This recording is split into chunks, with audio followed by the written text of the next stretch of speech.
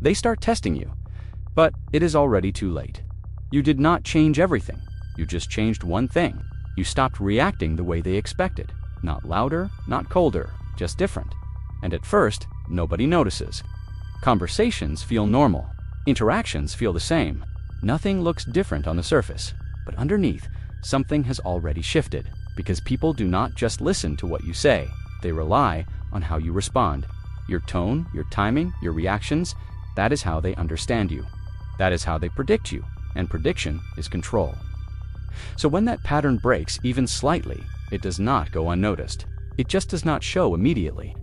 At first, there is a pause, a small moment where something feels off. They say something they have said before, but this time you do not react the same way. No extra explanation, no quick defense, no emotional response, just space. And that space is where everything begins to change. Because now, they cannot read you the same way. And when people cannot read you, they do not relax.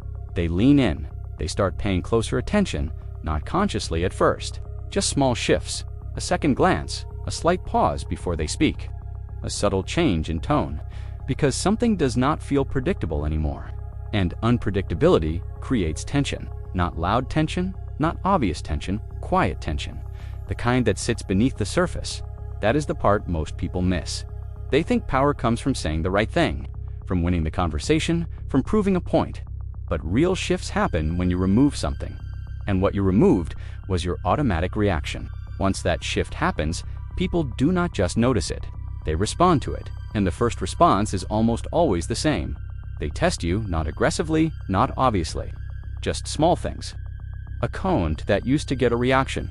A tone that used to trigger you. They are looking for the old version of you. The predictable version, the one they knew how to read, because right now, you do not make as much sense to them, and that creates discomfort.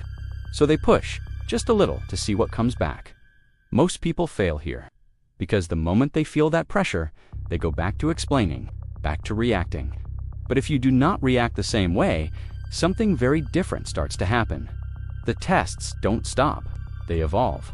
What started as small comments turns into curiosity. Now they are watching you more closely than before, trying to pick up on something, a clue, a signal, a reaction. Because your silence did not give them what they expected, so now they start looking for it. This is where the shift deepens, because attention has changed direction. Before, you were focused on managing the interaction, explaining yourself, clarifying your intentions. Now they are the ones doing that. They are the ones thinking, replaying what you said, reanalyzing your tone, trying to understand what your silence meant, and here is the part that changes everything. They start asking questions. What did you mean by that? Are you okay? You have been quiet. On the surface, it looks like concern, but underneath, it is curiosity. They are trying to access something you are no longer giving away freely, because people do not chase what is obvious. They chase what feels just out of reach. Your silence creates that. Not by force, not by strategy, but by absence, and absence has weight. Now something else starts to happen. They become more careful around you. Their tone changes, their words change. Without predictable reactions, they do not know what will land, so they adjust. Without you asking, they felt the shift, but they couldn't confirm it, and that's what unsettles people the most. Not what they understand, but what they can't lock in. Because the moment you stop reacting the way they expect, you remove the reference point they've been using to read you. And without that reference point, their mind doesn't relax. It starts working, filling in gaps, replaying moments, searching for meaning that used to be obvious but now feels just out of reach. Most people don't interact with you based on what you say. They interact based on what they predict you're going to do next, your patterns, your reactions, your emotional timing. That's what creates comfort. That's what creates control. But when those patterns disappear, it doesn't feel neutral. It feels unstable. Because now they're not responding to something solid.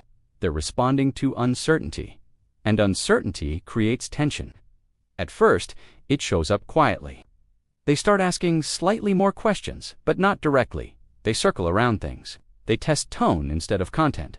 They say something small, then pause, waiting to see how you respond. Not because they're curious, but because they're trying to locate you again. They want to feel where you stand. They want to feel that familiar sense of, I know how this person works. But that feeling is gone. And the absence of that feeling is what creates pressure. This is where the dynamic starts to shift, because most people, when they feel that pressure, they try to fix it. They rush to explain. They clarify things that didn't even need clarification. They soften their tone. They fill silence that didn't need to be filled. And in doing that, they give everything back. Because the moment you explain too much, you remove the mystery. The moment you react emotionally, you restore predictability. And the moment you restore predictability, you hand control back to the other person. But when you don't do that, when you stay grounded, calm, and slightly out of reach, something different happens. They don't relax, they go deeper. Now it's not just curiosity. Now it becomes attention. Real attention. They start noticing things they never noticed before. Your timing, your pauses, the way you don't rush to respond, the way you allow things to sit unresolved. And that starts to communicate something without words. It tells them you're not operating on the same level anymore. And that realization creates a different kind of pressure. Not loud, not aggressive, but internal, quiet, constant. The kind of pressure that makes someone replay conversations later. The kind that makes them wonder what you meant. Because now, you're not feeding them answers. You're letting their mind do the work. And the mind doesn't like empty space, so it fills it. With assumptions, with projections, with curiosity, with doubt. This is the point where people start testing you, subtly, strategically. A small comment that pushes a boundary. A joke that could go either way. A question designed to reveal something, and sometimes a compliment. Not always genuine, but often exploratory, because a compliment creates an opportunity for reaction. Gratitude, excitement. And in that moment, they're watching. Not the words you say, but how you receive it. Do you lean into it? Do you match their energy? Or do you stay the same? Because if you stay the same, now they know something. You're not easily moved. Most people are used to influencing others through emotional input. They say something, and they expect movement. But when that doesn't happen, they feel it internally. Because now, they're not controlling the interaction anymore. This is where your real-life observation becomes important. What you noticed is exactly what happens when someone can't read you. They test you, they probe, not because they're manipulative, but because they're trying to understand the new version of you. Because the old map they had of you doesn't work anymore. And without a map, people feel exposed. And every time you stay consistent, calm, measured, unreactive, that map becomes harder to draw. And that's what creates presence. Not what you say, but how little you give while still remaining grounded. This is also where a lot of people misunderstand. They think they need to become cold, distant, detached. But coldness is still a reaction. What actually creates this shift is control. Emotional control, behavioral control. The ability to stay the same regardless of what's being thrown at you. Because consistency at that level feels like strength. When someone realizes they can't easily read you, they change how they feel around you. Uncertainty changes emotional states. Some people become more careful, more respectful, more aware. This is why silence and non-reaction filter people naturally, without effort, without force. You're not chasing validation, you're allowing space, and space does something powerful. It forces people to meet you where you are, or not at all, and that creates a different dynamic entirely. The more you hold this state, the more people start assigning value to your attention. Attention that isn't freely given feels significant. Every reaction you do give feels heavier, more intentional, more meaningful. This is why over-explaining destroys impact. But when you remove that, you create contrast, and contrast creates attention. Holding this state consistently will change how people treat you over time, gradually, because people adjust to what they experience repeatedly.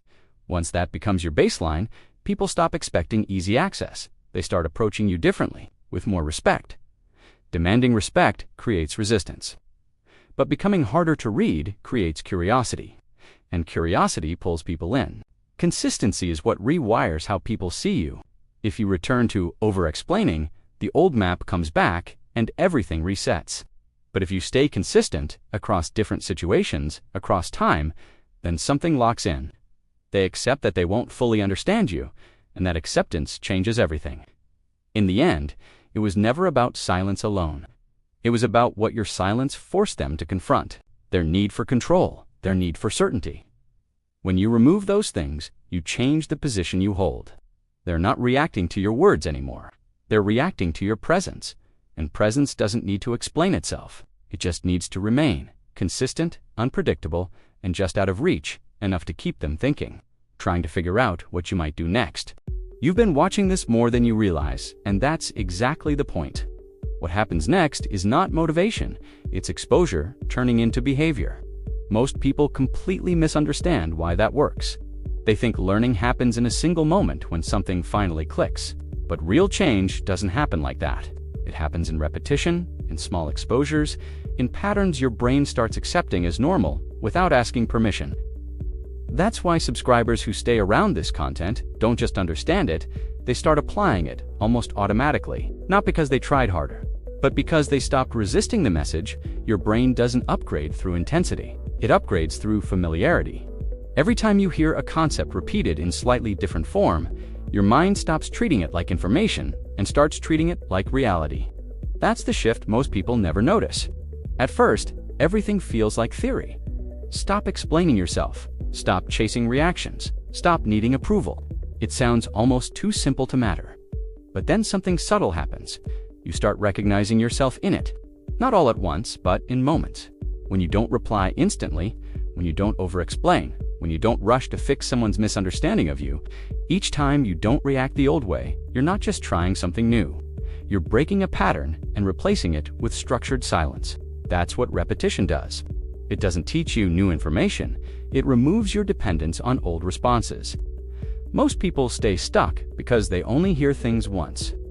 Once isn't enough for the nervous system. Once is entertainment.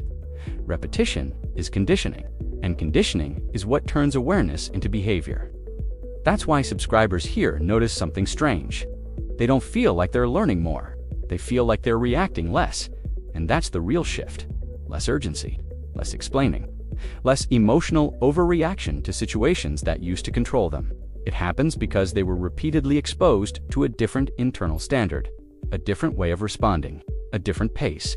Eventually, the old reactions start feeling unnecessary, even uncomfortable. That's when change becomes stable, not when you force it. When it becomes unfamiliar to go back, growth isn't about more effort, discipline, or motivation. It is more exposure to the version of you that survives. Your identity is built in what you repeatedly allow your mind to normalize. If you keep watching this for exposure, something starts to shift. You stop negotiating with every emotion. You stop explaining every silence. You stop reacting just to feel in control. Instead, you observe. You delay reaction. You let distance do the work. That's not detachment. It's control through awareness. The mind trusts what it hears repeatedly. The first time you hear stop reacting, it feels abstract. The 10th time, it feels familiar. The 20th time, it sounds reasonable. Eventually, it becomes the default voice in your head during conflict. Consistency matters more than intensity. It's not about one video changing you. It's about what happens when one idea starts appearing in your thinking without you forcing it there. And if you're still here, still following the thread, you're already in that process, even if it doesn't feel like it yet. Most changes are invisible while they're happening. You only notice when your old reactions don't show up anymore, when a trigger gets no response, when you realize you didn't over-explain, you didn't chase clarity, you didn't try to fix perceptions, you just didn't engage the old pattern. That silence you used to fear becomes your advantage. Exposure shapes identity more than effort ever will. Stay in environments that reinforce clarity and control. You don't have to force change, you become consistent with it. That's why this works steadily until your reactions stop leading your life. If you find value in this shift, stay close to it.